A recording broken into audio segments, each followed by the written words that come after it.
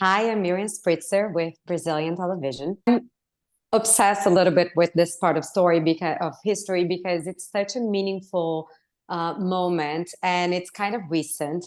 So I wanted to know, what did you discover of this case as you started to tackle on this take on what happened on the interview? What did I discover? Well, when I first watched it, of course, you're just watching the interview as is, and I thought it was extraordinary. But of course, taking on the role and seeing the three-arc story, you're seeing how this. I never understood how journalists got interviews. I didn't know anything about that, to be honest. So suddenly, I was introduced to a whole whirlwind, chaotic, live wire environment of trying to get interviews, nail them. I mean, this interview almost never happened a few times. Yeah. And I never knew that. I didn't know that Andrew asked for those alibis to be added into the interview. They weren't part of the main bulk of the interview.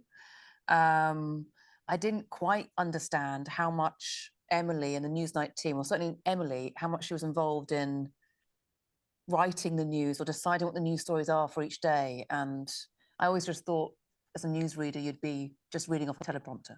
So I realized, right, the intensity of being a journalist, a news journalist, the kind of stakes are really high, the pressure's really high, and also it's a performative kind of role as well. It's a bit like being on stage. You're suddenly having to perform and hold this interview space. So yeah, there was loads of things I learned. I loved playing it. I loved being involved in that world, and meeting Emily. She's incredibly generous with her time and her information, and trusted me to sort of take that on. And Emily, for you, because you're now seeing yourself kind of through a different eye, what have you learned from like looking back and also taking on, it's a take, right? Like it's a point of view over something that you lived through. So how was that experience for you, and what are you taking on from this project? I mean, it was an incredible experience. What I loved about it was that the writer talked to so many members of the team.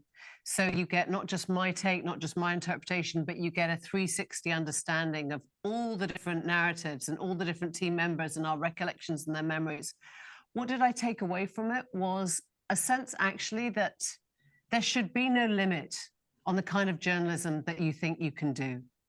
You know, that it's normal in a newsroom. We're full of sort of cynical, hacks, journalists. Oh, we can't do that. We won't get that. That won't happen. But you actually have to go into every day saying, well, let's bid.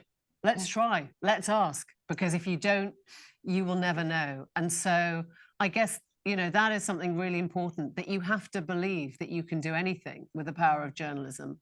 And as for the story that we're telling, I think back, and it was nearly 5 years ago now, and it feels like a pivotal moment of British history. It feels like something that has shifted, realigned the shape of the monarchy and the relationship it has with the British public now. And I suppose that's kind of a big thing I'm still trying to digest. Now, guys, this is also for Steal The Look, which is a fashion platform. So we always like to ask something that you might have kept. I mean, Ruth, in your case, from the set or from the character, and Emily, in your case, from the interview, do you have like an accessory or a piece of clothing that kind of like, this is from that moment? I didn't steal anything, but I loved all the clothes. I mean, actually, Emily lent me her jacket that she wore for the interview. And I was thinking, oh my God, I could smell her on me.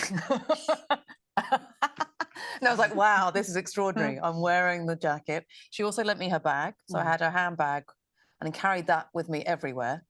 So it was great. I had a lot of clothes that we were about the same size. So I fit everything. She was, all her clothes. Yeah, I didn't nick anything, because that would have been Buckingham Palace and I probably would have been arrested. So not a great look. But it is weird. The jacket, I haven't been able to wear since. Ruth borrowed it. You can't wear that again. You can't wear that again. How can you wear the jacket? It feels too weird. So one day, hopefully, it'll be auctioned off for charity and raise good money for a really good cause. But right now, it's kind of staring at me in my wardrobe, and I can't look at it. I can't touch it. It's a museum piece, right? Like it's something, it's part of history. Yeah. Absolutely.